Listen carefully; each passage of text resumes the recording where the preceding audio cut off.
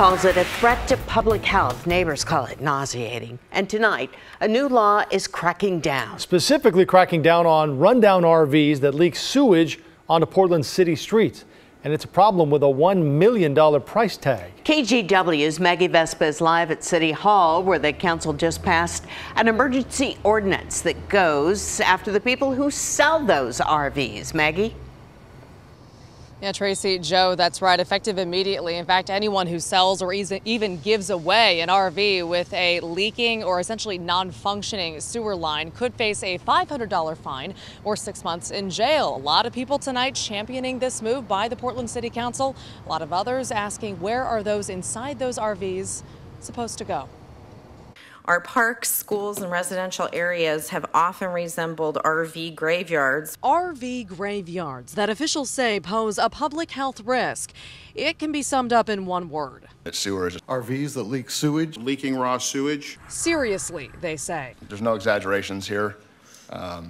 I just received a complaint before I walked in here of one that sewer is just pouring out of the bottom of it. So now selling or giving away an RV that does that or is likely to do that is illegal in Portland. Penalties include a $500 fine and 6 months in jail. Council voted after hearing these stories and seeing photos of the worst of the worst. I can't imagine a dealer ever letting anything go out like that. Randy Stone owns Budget RV Center on Southeast 82nd. He's in favor of cracking down on cracked sewer lines. Licensed dealers, he says, wouldn't dream of selling an RV that has one. If there was a problem.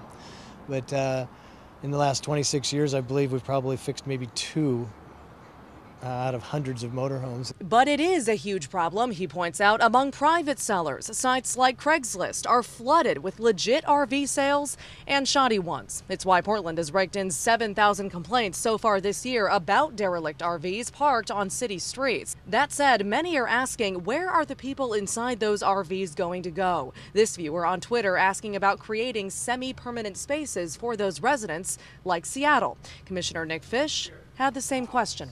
Well, could we create a similar environment for people that are otherwise homeless? So the answer to that question, officials pointed out, those other cities that tried that, those projects failed. That's essentially because anybody, they say, who is homeless, any RV that they can afford to purchase would be so broken down that it would just sit on those lots and essentially be unable to hook up to any modern sewer lines. That's why those projects, they say, are pretty much doomed to fail. That said, officials reiterating what we reported last week, that next month Portland will host a free Turn In Your RV Disposal Day, where the city will pay for you to dispose of it safely, saving the owner around, they say, $2,000. Details on our website. Guys, back to you. Maggie, thanks.